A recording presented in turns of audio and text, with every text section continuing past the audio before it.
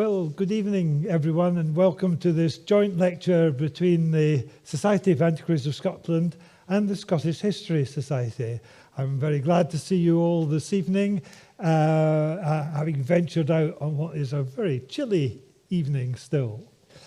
I'm Ian Ralston, I'm the Antiquaries President, and we have a little bit of formal business to go through first. So may I start by inviting the director to, I'm confused already, to read the minutes of our last meeting. Thank you, Ian. In my newly promoted position, the minutes of the anniversary meeting of the Society of Antiquaries of Scotland held at 6 p.m. at the Augustine United Church, Edinburgh, and on Zoom. Thursday, 15th December 2022, Ian Ralston, President of the Society, in the chair. The minutes of the previous Society of Antiquaries of Scotland lecture meeting were read and approved. The following communications were read. The Viking boat burial at Killoran Bay, Colonsay, by Professor James Graham Campbell, University College London, followed by a Q&A session. And may I ask members present formally whether I can sign these in due course as a correct record. I detect nods and hands, so thank you for that. I can now ask the director, who I've just demoted, to read any notices. Back in my demoted position, I've got 3 notices I need to make you all aware of. First of all, the deadline for fellowship applications, and I'm saying this especially to our Scottish history colleagues who are here this evening, to be considered for the spring election. The deadline is the 28th of February, so please do consider becoming a member of the Society, and you'll find instructions on how to do that on our website. The deadline for applications for funding from the Dr. Ewan Mackay Legacy Fund is the end of January. So if anyone has any project that requires radiocarbon dating or other scientific analyses for prehistoric sites that the late Dr. Ewan Mackay was interested in, Iron Age especially, then please do apply to us before the end of January. Again, details are on the website. And finally, if you have any ideas for speakers for the next session of lectures, that's the ones that start again in October this year, please don't hesitate to send them to Andrea in the office. We're always looking for new ideas and new research to promote through our lecture series. So please do just get in touch if you have any ideas whatsoever. And that could be yourself or someone else. That would be great. Thank you very much. I hand over with pleasure to my colleague, Professor Dovitt Brown, the convener of Council of the Scottish Historical Society, History Society. Marvellous, thank you very much indeed. Mr. President, is that the right form of address?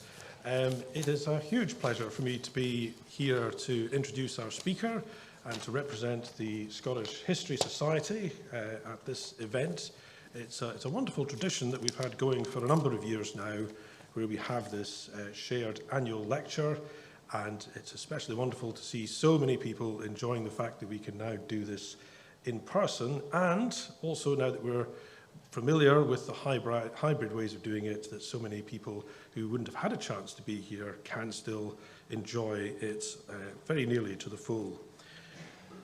So our speaker today is Professor Margaret Connolly, who is Professor of Palaeography and Codicology at the University of St Andrews, and also Director of the Institute for Medieval Studies there. And she is very well known and hugely appreciated by all people like me who study medieval texts of any sort. So much of what we do when we study medieval texts, medieval literature, being very much in the forefront here, is enriched by an awareness of manuscripts, the manuscripts that contain these texts, appreciate them as artifacts which have their own histories and stories to tell, and therefore provide us with a fundamental dimension to the social context and broader cultural situation in which these texts lived and breathed through the past and indeed up to the present day. Now, this is something, a sort of trajectory in medieval studies, which has been sort of picking up in the last few decades. I'm a fairly late arrival to this myself, I have to say, but Professor Connolly has been in the forefront from the beginning, and her work is particularly significant in that regard because she has contributed so much, not just to editing and understanding medieval English literature, but also book history in England and Scotland in the 15th and 16th centuries. This also means that she has the particular virtue of straddling that rather uncomfortable chronological divide between medieval and early modern periods. And her latest book, published by Cambridge University Press, is a wonderful example of bridging that divide, it being about readers in the 16th century of books from the 15th century and continuities across the Reformation. But she's published so much more than that, particularly edited volumes, many of them worthy of particular note, but I would like to mention those that are about miscellanies, for example, a particularly complex and fascinating form of medieval manuscript culture, and also just editing medieval texts itself. And she's a founding editor until recently. She is the founding editor and was until recently still the editor of the Medieval Journal. So, without further ado, I mean, I could go on and on, I'm afraid. But without further ado, I will leave the stage and hand it over to our speaker, Professor Connolly. And you can see that she's now getting into modern history, almost, it looks like, as we're going to think about medieval manuscripts and the terrible things that happened to them sometimes in the 19th century. So thank you very much, Professor Connolly. Thank you. This talk is about how fragments of medieval manuscripts were collected into albums in the 19th century, and how that activity influenced popular perceptions of the medieval book, not just in the Victorian age, but in the ways that we encounter and think about medieval manuscripts today. All of my research relates to medieval manuscripts, though usually to more literary ones than the examples I'll be talking about tonight.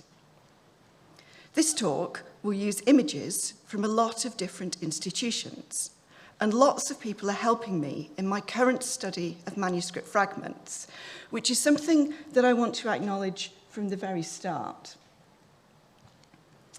And it seems doubly appropriate to do this at an event co-organised by the Society of Antiquaries of Scotland and the Scottish History Society, since the collegial free sharing of knowledge has always been a fundamental principle of both societies.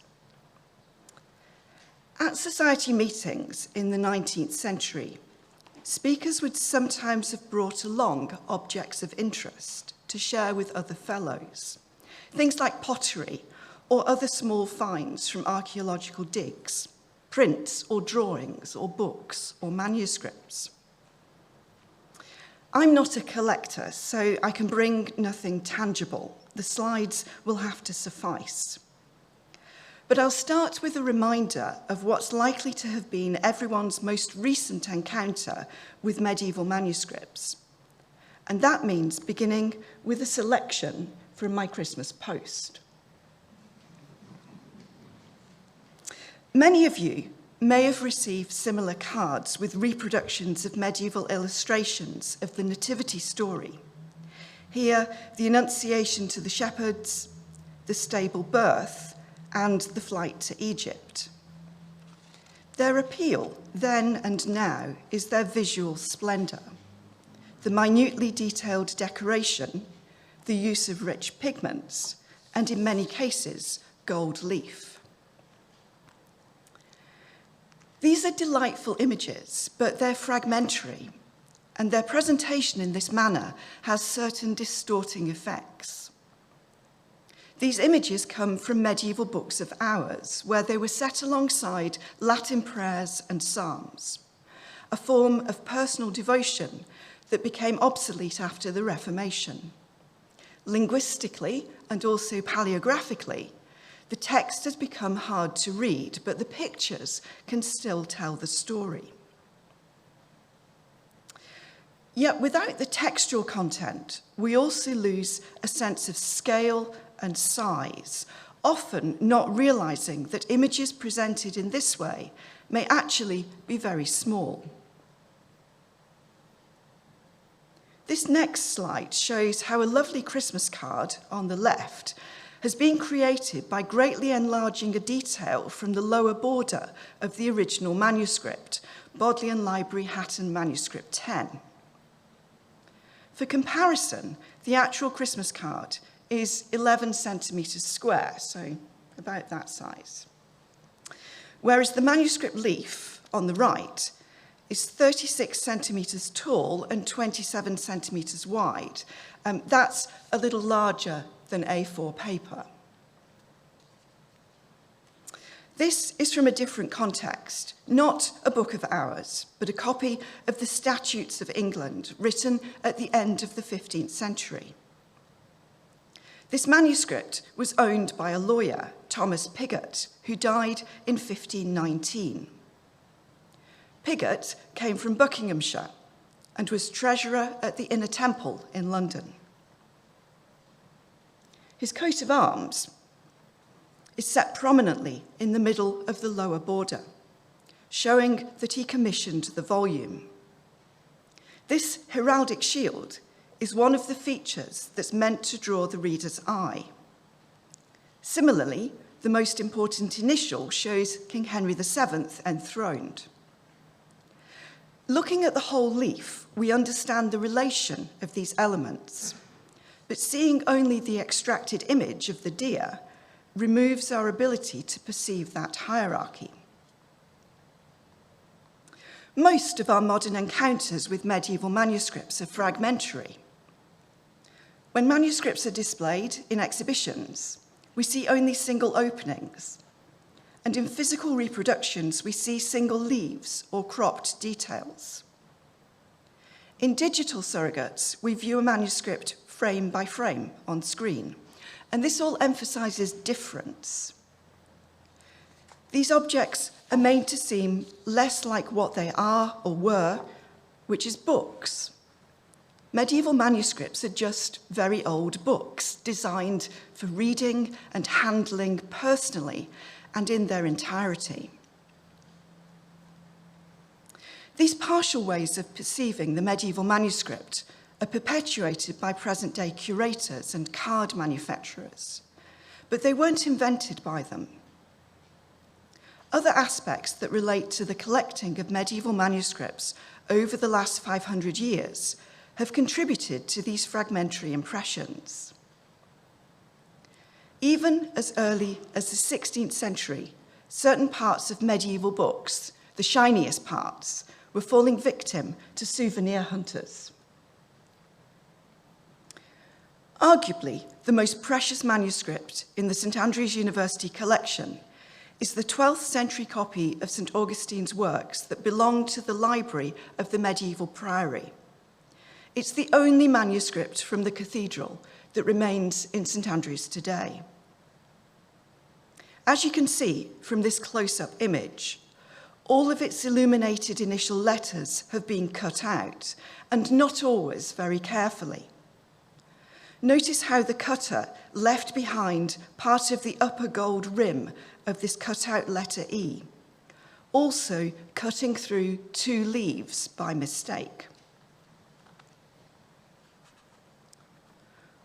What we're seeing here is the cutout, the hole left in the damaged book after the initial was removed. Cuttings, like the material removed from here, come up regularly for sale. This is one that was bought by my university in 2008. It shows St Andrew with his cross within an initial capital T. Its origin was a French liturgical manuscript that was copied round about 1500.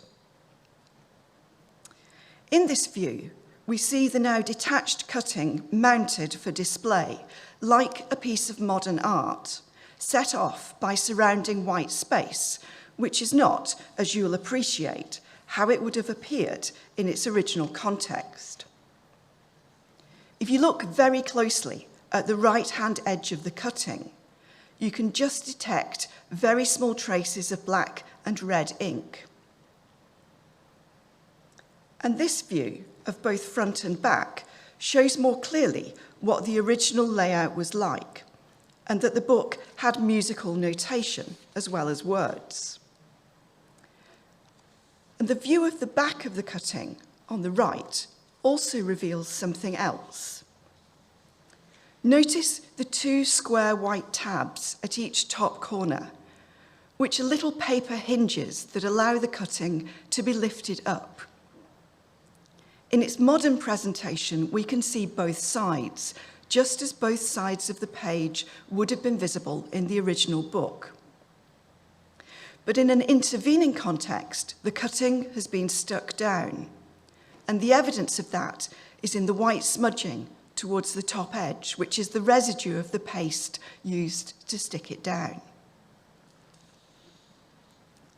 This cutting was once part of an album. It belonged to a very famous album assembled in Paris in the 1790s, just after the French Revolution.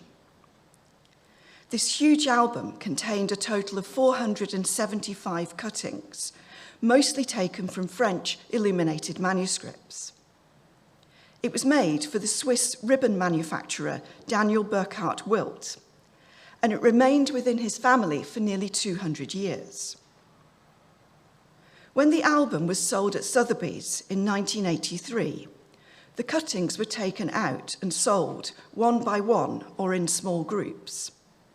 And since then, individual cuttings like this one have frequently been resold, with the result that the contents of this album are now widely dispersed. A piecemeal sale raises a much greater profit, and so, not surprisingly, this has been a common fate for albums of cuttings.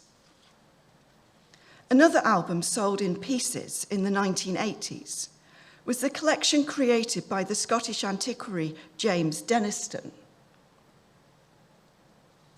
Denniston lived at 119 George Street, and he filled his house with examples of medieval art brought back to Edinburgh from his European travels in the 1830s and 40s. His Red Morocco album, which later became the property of the art historian Sir Kenneth Clarke, presented a history of European painting in miniature, with the manuscript cuttings arranged by date and region with explanatory notes. Denniston's approach was unusually scholarly, but his collection was typical of a contemporary interest in what was referred to as primitive art. In the 19th century, collecting miniatures and initials from medieval manuscripts became a regular hobby for those with money.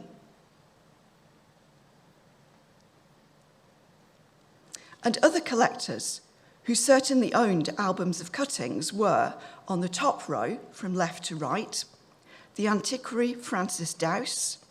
He had 5 albums, all now in the Bodleian Library in Oxford. Alexander Hamilton, 10th Duke of Hamilton. Baron James de Rothschild. His 2 albums are still at Wadston Manor, the Rothschilds' property now owned by the National Trust. Robert Curtson, 14th Baron Zouche. His 2 albums are both in the British Library. And on the bottom row, from the left, William Horatio Crawford of Lakelands, Cork. He had 5 albums, one of which is at the Bodleian. Edward Hailstone, the Yorkshire antiquary. The American businessman, Robert Hoe, he had 4 albums. And Leopold de Rothschild, his album is at the British Library. Also at the British Library are the manuscript cuttings collected by John Malcolm of Poltalach. This Highland landowner is best known as a connoisseur of Renaissance prints and drawings by Raphael and Michelangelo. But he also owned the magnificently illuminated Book of Hours known as the Sforza Hours, and 21 cuttings from medieval manuscripts. The cuttings are now kept in a box as individual items labelled A to V, with a single manuscript number, additional 35254. And it's not quite clear whether John Malcolm himself kept them loosely like this, or in an album, or framed for display. In any case, an album wasn't necessarily a permanent home for such materials. Things that could be stuck in could just as easily be taken out again or might fall out. And some surviving albums, such as this one at the John Rylands Library in Manchester, show that very clearly. Cuttings were typically mounted in an album only on the right or recto side. And over long periods, when the book was closed, the pigments tended to transfer to the facing leaf, causing the type of shadowy offset that you see here on the left or verso side. This initial capital I, showing St. Gregory, is now the last of the cuttings mounted in manuscript Latin 14. But offsets on the next 10 versos show that there were originally several more cuttings in this album. Albums that have survived intact, like this one, are quite rare. But there are numerous entries about albums in sale and auction catalogues. And these sources can reveal a great deal about objects that either no longer exist or can't now be traced. This lot description is fairly typical. It describes an illuminated manuscript scrapbook that was offered for sale at Sotheby's in London in December 1920. This volume contained a total of 20 individual manuscript cuttings from several different sources. There were 11 leaves from 3 different books of hours, 1 Flemish and 1, possibly 2, French. There were 5 miniature pictures of different sizes, 2 from French and 3 from English manuscripts. And there were 4 initial capital letters from English and Italian manuscripts. In addition, there were some photographs of woodcut images from early printed books. So this was a mixed media collection where some of the items were reproductions. There's lots of information in this description covering date, origin, material, condition, shape, and size, sometimes even with precise dimensions, and sometimes noting the subject of the illustrations. There's also information about the volume's outer appearance. Its binding was half red Morocco leather, and its leaves were gilt-edged. Equally, though, there are lots of things that this description doesn't tell us. Sale catalogues for this period didn't list suggested prices or reserves, so we don't know what the asking price was. Nor do we know who bought it, or even if it achieved a sale at all. And crucially, we're not told who owned this album either. In the catalogue, it was offered for sale anonymously under the heading Other Properties. Fortunately, some other sales catalogue descriptions are more forthcoming about personal identities. An album that had belonged to Lewis Fry came up for sale in 1922, the year after he died. Fry, shown on the left here, belonged to the famous Quaker family who created Fry's chocolate. He was a lawyer, MP for Bristol, and a major early benefactor of Bristol University. His album was gilt-edged and handsomely bound in blue Morocco. It was folio-sized and contained 32 cuttings. These were 18 miniature pictures, 10 initials, and 4 borders. They were taken from English, French, and German manuscripts. Despite those disparate sources, Fry's album had a unifying theme in that most of the cuttings were concerned in some way with death. The miniatures depicted a deer hunt, an execution, and a burial service. The largest initial showed the Last Judgment, and others showed the Plague of Murren, which affects cattle, a monk with the figure of death, and the administration of the last rites.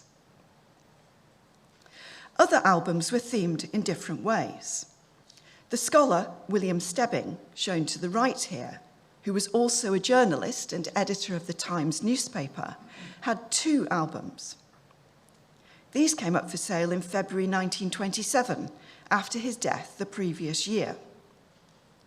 Both contained images of saints and biblical scenes that derived entirely from French books of hours of the 15th century.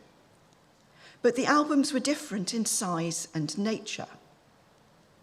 The smaller one had a standard sequence of 11 miniatures focused on Mary and Christ, taken from a manuscript book of hours.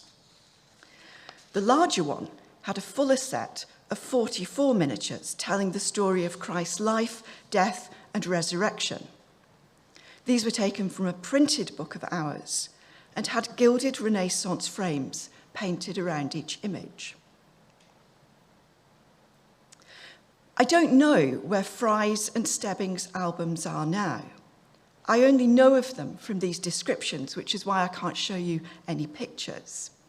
And of course, I'd be absolutely delighted if anyone in the audience can recognise them. I can only follow the story of these albums a little further.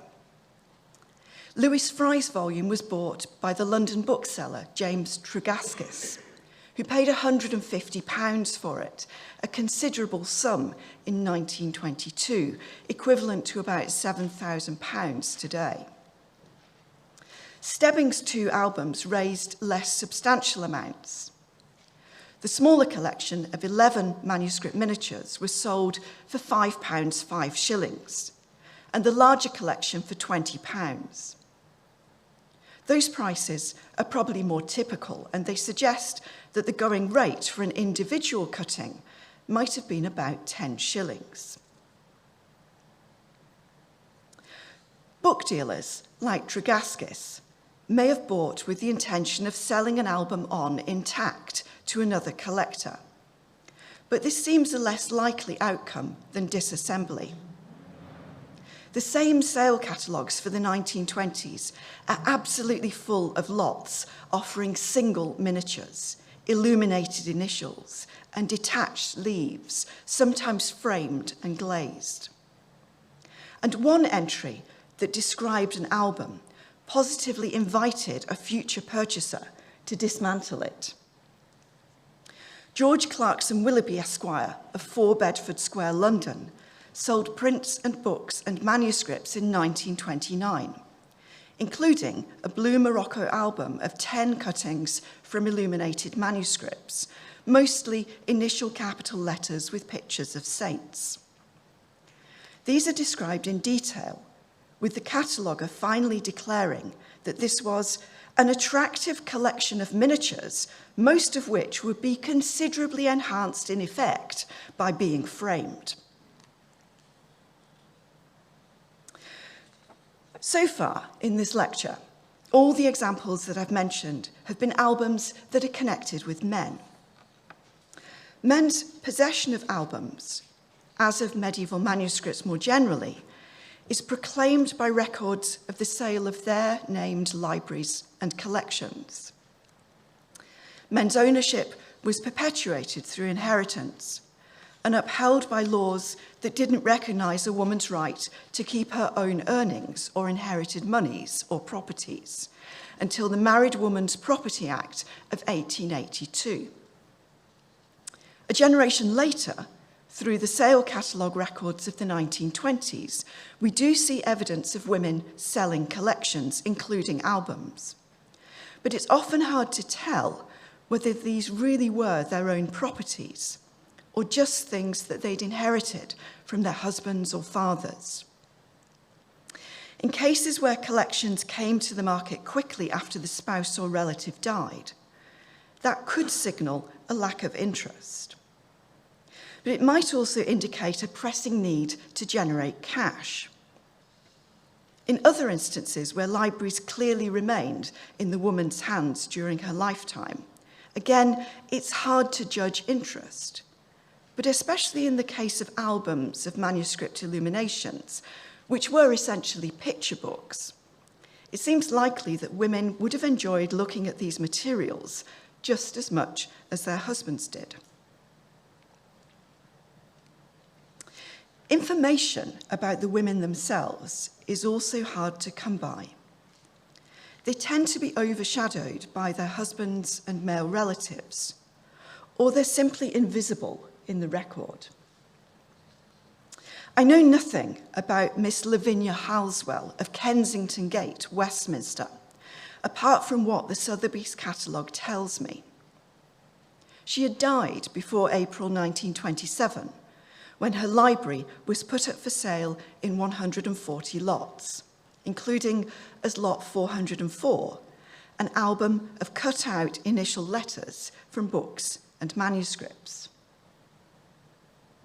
And I know even less about Mrs. P.G. Hanson, whose collection was sold in 116 lots in July, later the same year. She was presumably a widow, but I haven't been able to find out anything about her husband. Her collection included a framed and glazed miniature of the Adoration of the Magi, which was lot 31, and lot 104, which was a large parcel of manuscript fragments. It's interesting to see what's bundled together here. These were portions of vellum manuscripts, some with illuminations and illuminated initials, from the 13th to the 17th centuries. And in the same lot is a 17th century calligraphy manual indicating an interest in lettering. The description of this stuff as a parcel indicates that these were loose cuttings, and they look very much like materials that someone might have intended to put into an album, but didn't quite get round to doing it. The raw materials for album making are evident in other sales too. In 1929, Miss Annie Berta Scherbel consigned 51 lots for sale, almost certainly because she'd just inherited them from her father earlier that year. The lots included both manuscript leaves and blank paper and an unfilled album. Lot 333 was a parcel of loose leaves, 4 from 2 12th century missals and another 15 leaves or fragments that had been recovered from book bindings. Lot 325 was a blank paper album of 80 leaves of stout laid paper in an 18th century calf binding, and this was clearly a binding that had been recycled. Its gilt title, Gems, had replaced an earlier one that had read German School. Lots 326 and 327 offered substantial quantities of different kinds of blank paper, and lot 328 offered 5 bindings from which the books had been removed, of different sizes in Morocco or calf. This cache of materials demonstrates how albums might be put together, either from bespoke materials or from repurposed ones. And it's especially interesting considering where this collection came from. Annie Berta Scherbel was the great-granddaughter of Frederick Scherbel, the journalist and writer whose most important contribution to 19th century culture was Forget-Me-Not, the first literary annual in English, and a publication that was instrumental in promoting the concept of the album, especially amongst women. Raw materials for album making also featured in the sale of 4th to 5th of May 1926. Scattered throughout this sale were 3 sets of leaves taken from illuminated manuscripts, now kept loose, 2 sets of illuminated initials and ornaments, about 160 in total, also loose, and a set of 4 miniatures cut from a large 16th century service book. In addition, there was a French book of hours that lacked its miniatures and another fragmentary hours. All these items were presented for sale by order of the present owner, Madame Etienne Mallet. When other married women consigned materials to the sale room, it often seems to have been because they were recently widowed and had to dispose of their husband's collections. But in this instance, Madame Mallet had inherited in her own right. She was born Blanche Bontou, the great-granddaughter of the French commercial broker Henri Auguste Braulman. And it was his famous collection of very important illuminated manuscripts and fine printed orae, formed a century before, that she was selling. Mrs. Simpson Rostron's collection was more modest. She was born Christina Jane Riley, and she was the widow of a Surrey barrister and JP who had died in 1907. 2 years before her death, in 1924, she sold a single item at Sotheby's, an album containing 31 full-page miniatures from a French book of hours. At this point, she was living at South Warnborough Manor near Basingstoke and not in Beddington, where she'd lived with her husband. The album may originally have been his, or perhaps it had been hers all along. At any rate, she held on to it for a long time after he died. And why not? It's a beautiful object. This is a rare case where I can trace not just the story of the sale and purchase of an album, but the actual object itself. This slide shows some of the features outlined in the catalogue description. The full-page miniature on the left here of the flight to Egypt is framed within an architectural border, with the beginning of the accompanying text beneath, starting with an illuminated capital letter. And the text continues onto the verso side, shown to the right. And this next slide has a close-up of the Annunciation to give a sense of what the catalogue entry meant by describing the miniatures as finely executed in gold and colours. After Mrs. Rostron sold her album on the 22nd of June, 1922, it became the property of Robert Edward Hart. Hart was a Lancashire industrialist who had taken control of the family rope-making business in 1916. He was actively building his collection of rare books and manuscripts, coins, and other artifacts during this period, sometimes buying directly at sales and sometimes from local booksellers or London firms such as Maggs. Hart's collections are now at the Blackburn Museum and Art Gallery, including the album now known as Manuscript 20984. It's still housed in the full olive Morocco binding that was put on it in the 19th century by the London binder Francis Bedford, and so it remains intact in the state that would have been familiar to both Hart and Mrs. Rostron. In the Rostron-Hart album, the extracted leaves from the original Book of Hours are arranged so that both sides are visible, which allows access to not just the pictures, but to portions of the text as well. Essentially, though, the textual content of the original book has been fatally disrupted, and the medieval book has been transformed into a picture book. That privileging of images and sidelining or discarding of text is one of the points that I mentioned at the start of this lecture, and we can see that process much more extremely in my final example. The story of the next album again involves both men and women. And in this instance, I can show you not just a woman owner, but a woman who actually made an album. So I hope you'll feel that I've saved the best example till last. This is an album now kept at Glasgow University Library. It was donated to Glasgow in 1874 by its last private owner, William Ewing, who was an insurance broker. Ewing had acquired the album from the final sale of the library of the collector Philip Hanrot, who died in 1856.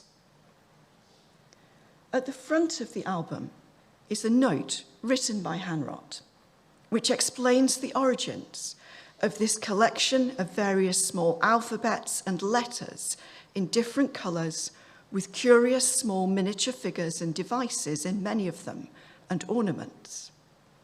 Hanrot says that it was selected and made by my dear relative Esther Corey from a large folio imperfect missal, which I purchased at a sale for £7, 7 shillings.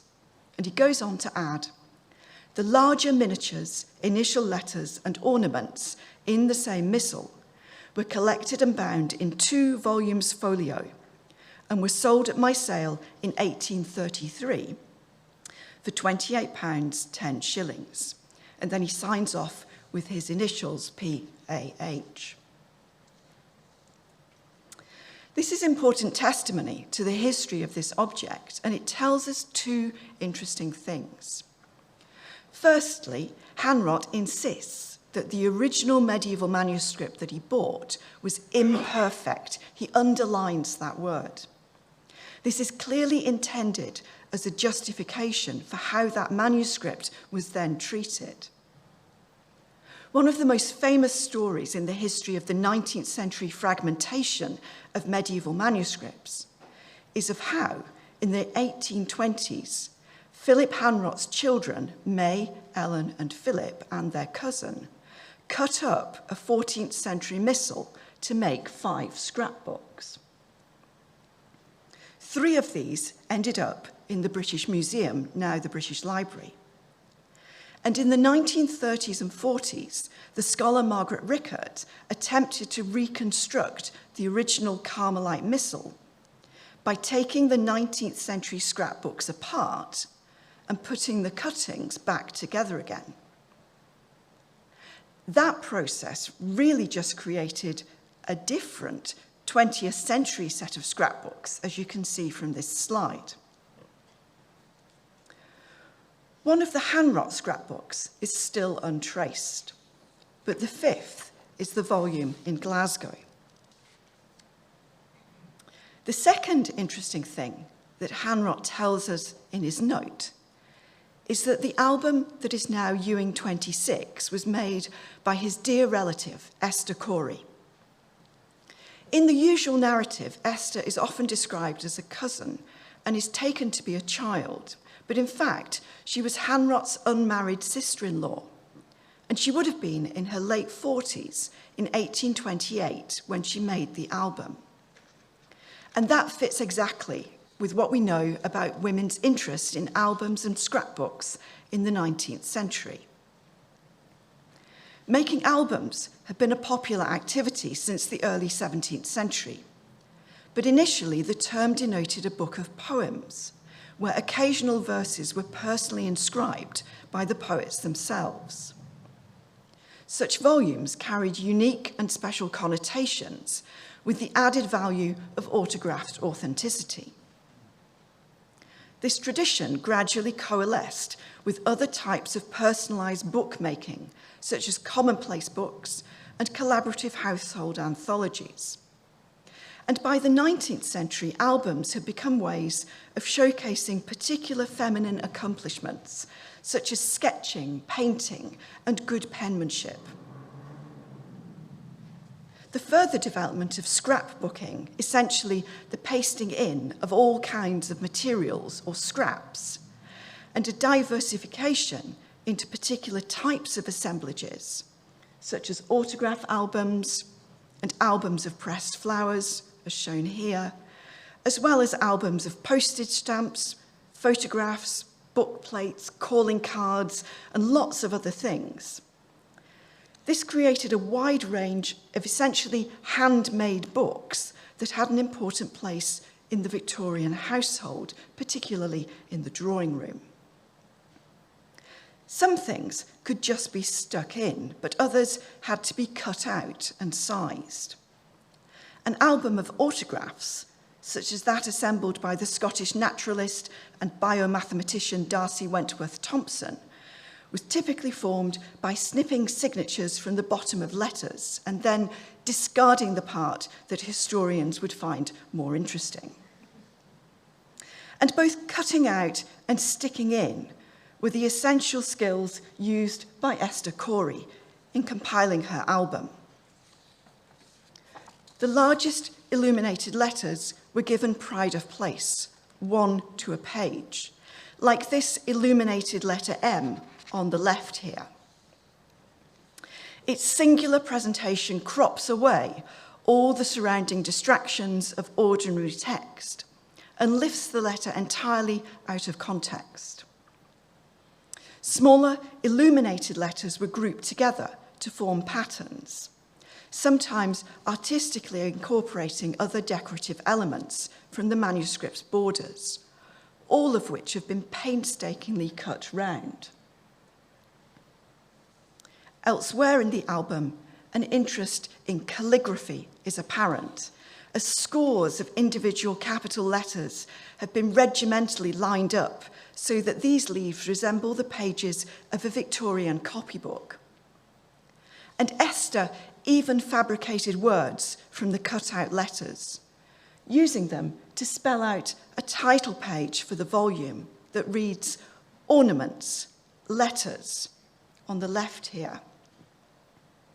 The image on the right shows the volume's final leaf, where Esther left this message in Latin, recording the date when the album was finis, finished, Anno Domini, in the year of the Lord, and then she spells out 1828 in Roman numerals, MDCCC,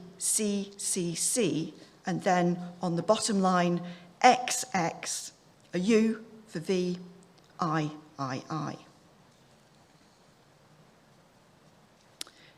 Esther Corey is the only woman, as far as I currently know, who is definitely recorded as the maker of an album of cuttings from medieval manuscripts. Yet women's familiarity with the format of the album and their experience of making scrapbooks suggests that at the very least, they would have been useful helpers in the physical construction of collections of illuminated miniatures, even though their involvement most likely went unrecorded. There are some very practical pointers to this conclusion. The task of cutting was one more suited to women's smaller hands and to hands that had learned dexterity from needlework and embroidery. Victorian pastimes such as silhouette making and paper cutting or decoupage can only have further enhanced women's fine motor skills. It's also worth considering whether the male collectors who are directly associated with most of the albums we know about were really likely to have undertaken all the labour of assembling cutting albums of cuttings themselves. Would they not have been more likely to delegate the mundane tasks of cutting and pasting to a skilled and trusted companion? The only 19th century collector who admitted to cutting up medieval manuscripts personally was John Ruskin, who described it as hard work. Would other men who were accustomed to their wants and needs being smoothly met by their wives and servants really commit time to a task that could so easily be accomplished for them? The fact that we can't easily identify the involvement of wives in the creation of their husbands' collections doesn't mean that such involvement didn't occur. Close parallels may be found in the invisible labour of women at all levels in modern publishing, and in particular in the unseen assistance contributed by scholarly wives towards the completion of books and editions. their contributions, if they're acknowledged at all, are mentioned not on title pages but in prefaces, usually expressed as thanks for clerical assistance in checking and typing. That is, precisely those more mechanical activities that save their husbands valuable time and effort. Victorian women had other encounters with medieval manuscripts. I said that Esther Corey's album was my last example, but I have just one more of a slightly different kind to show you.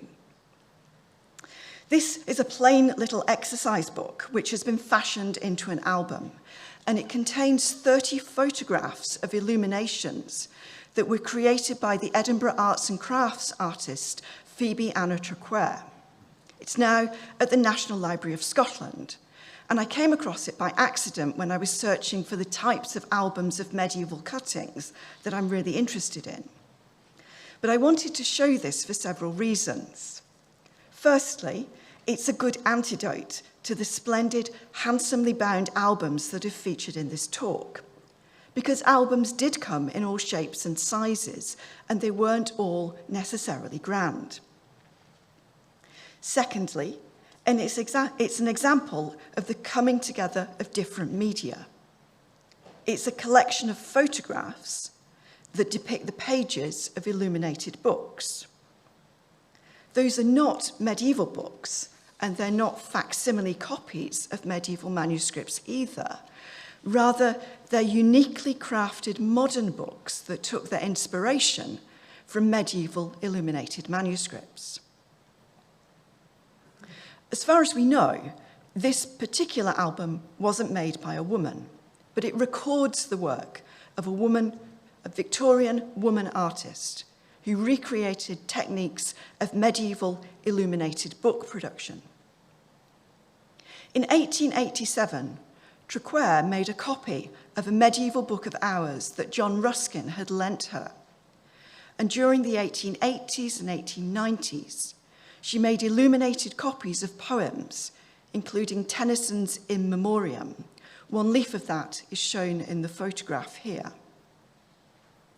She also made a copy of Elizabeth Barrett Browning's Sonnets from the Portuguese, shown here, giving a better sense of what these volumes really looked like.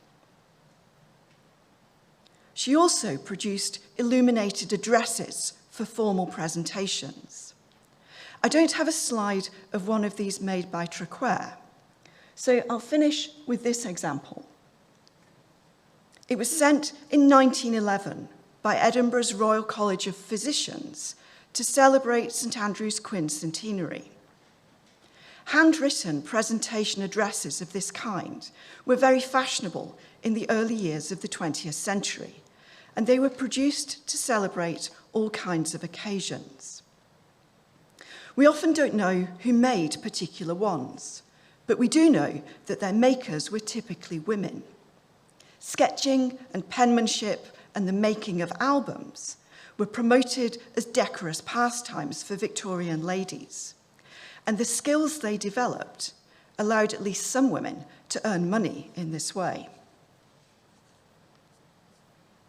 These last examples have put illumination and text, pictures and words back together again.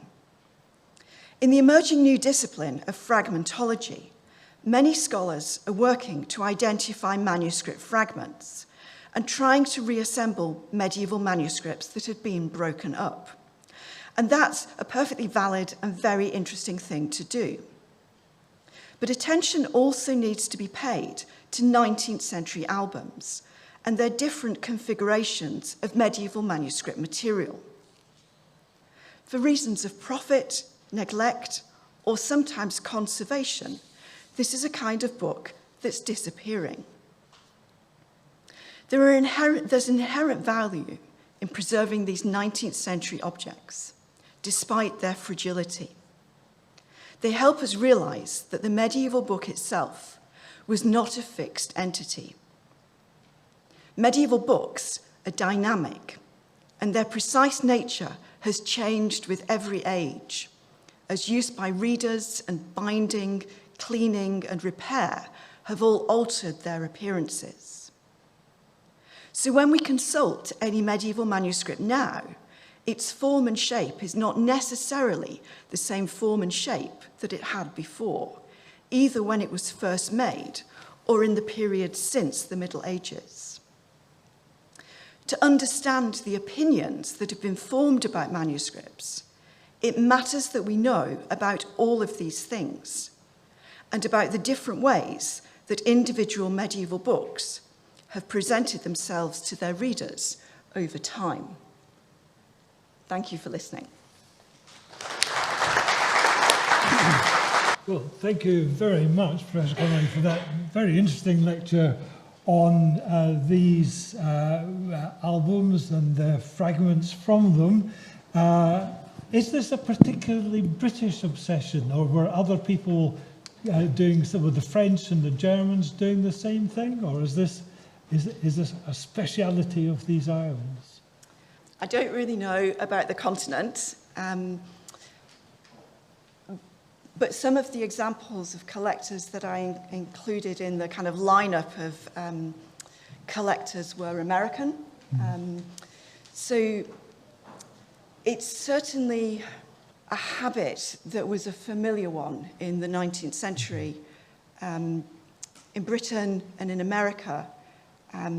I suspect it's there on the continent as well, but I haven't explored that context, and I don't know of albums from those places. Thank you. Now, are there any questions in the room, please? Very interesting talk, but it was clear from your slides as well, I think, that the albums give a very skewed view of what medieval books were. Obviously, 14th, 15th century, mostly religious, with a lot of beautiful work in them. Is there a hidden a number of similar albums that you were not dealing with that include earlier and particularly secular literature, which often is either not illuminated, or if it's got illuminations and decorations, they are very primitive? Yes, that's a really good point. Albums are dominated by the pretty pictures because they're attractive. And of course, that does actually reflect the very large number of books of hours that were created and were illuminated. So in a way, there's a kind of balance there. There are more fragments from those types of books because there were a lot of those books. And there are more fragments from those books because they were the nice-looking books. There are some albums that were compiled. Samuel Pepys compiled one, which were made to showcase writing rather than pictures, and to try to trace a history of writing and calligraphy, really what we would call palaeography now, through the ages. So Pepys had a book like that, and in fact one of the collectors that I mentioned, William Horatio Crawford, had a book like that too. But I suppose that's rather more specialist, more scholarly interest. And the appeal of the pictures was wider. I'm very conscious of the fact that these are picture books, because that's really not what I work on. I work on text. And almost all of my work involves manuscripts which really are not illustrated, don't look pretty, are difficult to read, are small and scrappy because they're the ordinary books that people had in their houses. But those albums of miniatures, although they are dominated by religious pictures, they do sometimes have pictures from other cycles, some earlier, from medieval romances, some from works of literature which have cycles of pictures. So certain major English texts like Lydgate's Troy book had cycles of images, and just occasionally it's that kind of picture which makes it into an album, but they're in a minority. Thank you. Yes. Thank you. Thank you very much. I found that very interesting indeed. A couple of things struck me. You seem to have quite a number of French examples, and they were also seeming to start these albums, shall we say, in the first half of the 19th century. And the sort of archaeological parallel, given that we're here as the Antiquaries as well, that comes to mind is that at the same time there was a lot of French painted glass which was coming into England and was being put in fragments into various buildings, particularly English churches. And so do you think this is making an album, this initiative of making albums is something which to some extent was sort of fostered by the impact of the French Revolution and the way in which ecclesiastical material got broken up by that? I think that's absolutely spot on.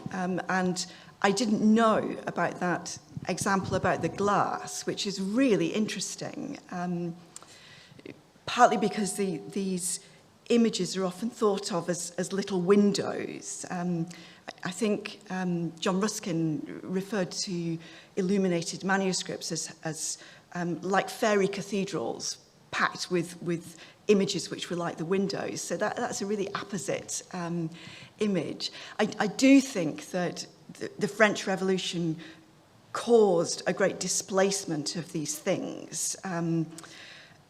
Before then, people were travelling on the continent and basically taking things that were no longer valued, buying things that were no longer valued and transporting them back. So lots of things get displaced, but the French Revolution is a kind of seismic moment for that. So that's really interesting. Thank you. Can I ask you a question about the ethics of fragments? You said at the beginning you're not a collector yourself. I work in the archive in St Andrews, and it's my job to build collections. But there is a real debate around whether we ought to buy fragments now, because it encourages medieval manuscripts to be broken up. So just an open question, would you like to tell us something about the issue around the ethics of that kind of topic? Yeah, this is a huge issue. Fragments, individual fragments, are readily available now. If you go home and look on the internet, you'll find that you can buy these things on eBay, and they don't cost very much. They come up at auction. A big collection, or things that are particularly rare, will raise more money, but they're actually regrettably affordable. And as Rachel says, that's something which encourages unscrupulous dealers who acquire whole manuscripts to break up the manuscript and sell the thing piece by piece, because you can make a much greater profit in that way. It's for that reason that most institutions will be thinking very carefully about whether they want to buy fragments, because they don't want to encourage that process. The other side of this is that manuscript fragments can be very useful in a teaching context. And in fact, that's how we use them in St Andrews.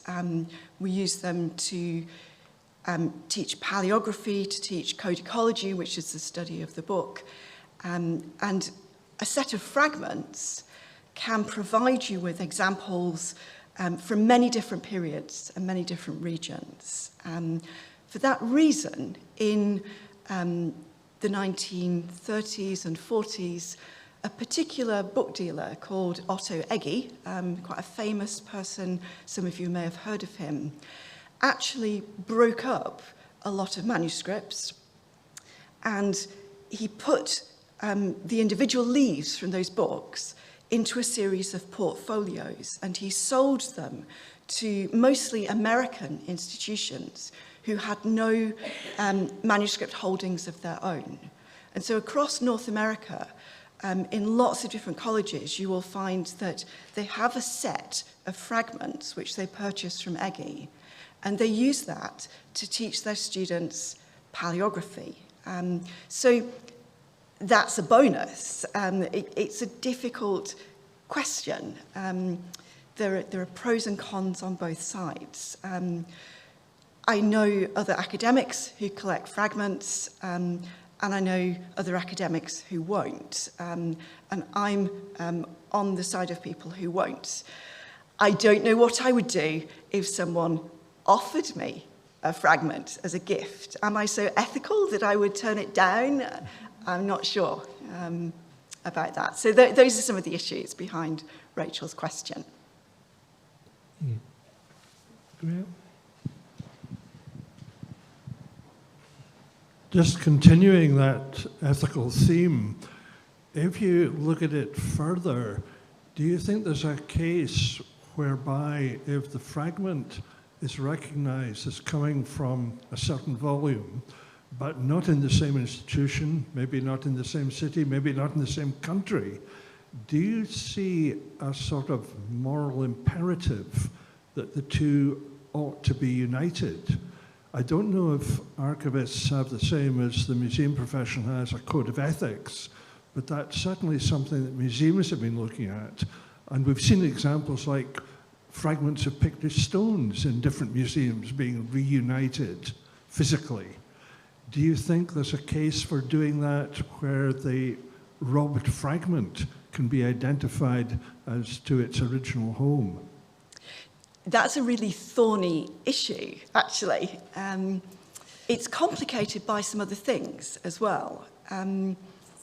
It's quite common that over time, medieval manuscripts have been fragmented and damaged in other ways. And I didn't really talk about this context at all in the talk tonight. There's another major way in which we find manuscript fragments, and it's within the bindings of early printed books, because the vellum, or parchment, that a medieval manuscript was written on is very durable, and it was a very useful material in the construction of printed paper books to either form a cover, a limp cover, or to form a kind of join between the hard cover and the paper text block. So in institutions that have collections of early printed books, they quite often find fragments of medieval manuscripts within the bindings of those books. Now, some other issues. Do you leave them where they are? Do you take them out? Well, sometimes they've fallen out because the binding has failed. But within my own institution, some very interesting bits of manuscript have come to light like that. And we have identified where they've come from. And we haven't considered whether we should reunite them with the parent manuscript, except digitally. And that has been done, and that's something which can now at least form a substitute, that you can fill some of the gaps by adding in a digital surrogate. Really interesting question, thank you. Do you know of any fragments which have been reunited with their original volumes? I'll think about that, not offhand. I'll just be thinking about that. Are there any cases where you can detect a devotional use of the album rather than a purely aesthetic or art historical one? Oh, thank you, Fergus. That's a really interesting question. So far, I haven't been able to, partly because of COVID, haven't been able to consult very many actual albums in the flesh. It's taken me a while to find examples. When I started being interested in them, I didn't know of any physical examples that still existed. So I haven't physically looked at that, but it's very much in the line of research of my colleague, Catherine Rudy, who thinks about the way that people handled medieval manuscripts in devotional contexts and kissed them and touched them and rubbed away things.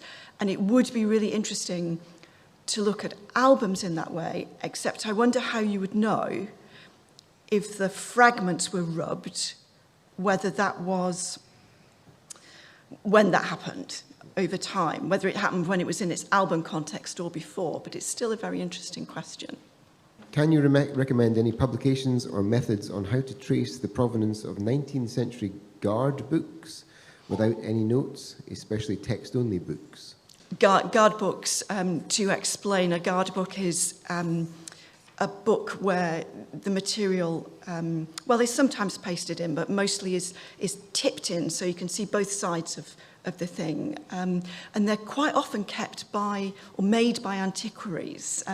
There are contexts that I'm very interested in. Again, I haven't seen an actual one yet. I'm going to go and see one, courtesy of the Mark Fitch Fund, down in Ipswich. This is something that was long delayed by COVID. Because this way that 19th century antiquarian scholars mounted things in albums or guard books in that way seems to me to be part and parcel of this whole album culture. Good sources for provenance. The very best source for provenance research currently is the blog run by Peter Kidd. If you Google Peter Kidd medieval manuscripts provenance, that will take you into a whole useful area about provenance. And you will find a lot of material about 19th century sources on there. Are there albums in which you find notes of the owners relating to the fragments that can be seen as personal interaction or as sign of showcasing one's expertise, as in the German Stammbucher or in the Japanese albums of calligraphy?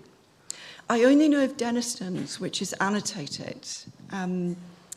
Aside from that, though again, I've not personally looked at so many, and the ones I've been able to show you are the ones that have been digitized, and that's only a small proportion. So it would be wonderful to find personal annotations or more scholarly annotations.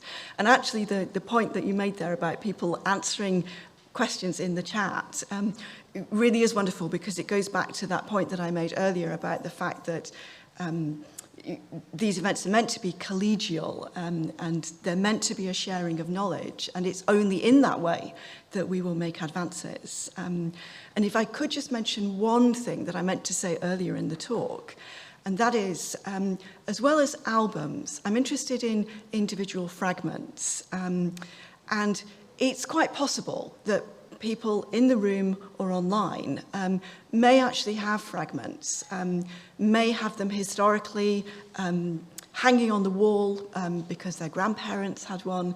I would love to know about these things. I can't offer a valuation, but I can probably tell you something about it. So please, if anyone has anything of interest to tell me or show me, please do email me. Thanks, Ian, and thank you, Margaret, for revealing this world of manuscript collecting and curation to us tonight. I've personally always been fascinated by how medieval manuscripts were made, but I think tonight cemented the fact that the story of these artifacts doesn't end once the ink has dried on the vellum. I have to admit, I was feeling a little bit uneasy going into a lecture on collectors' albums, because the idea of taking a pair of scissors to some of these gorgeous illuminations just makes my stomach turn a little bit. But you've convinced me that there's definitely a narrative worthy of exploration concerning how these manuscripts were used and thought of in the century since they were created. And I was quite surprised. I was so struck looking at Esther's album, the one you highlighted towards the end, that it took me right back to being an awkward 14-year-old kid in the scrapbooking I used to do, like pinning photos of Avril Lavigne and My Chemical Romance from NME magazines into a scrapbook. And so I get it. Like, I get the joy of scrapbooking and I get the appeal, although I don't think the albums I made would be nearly as desirable today. These albums clearly have a relevance for historians and antiquarians, librarians, sociologists, and anyone studying the early modern period right up into the present day.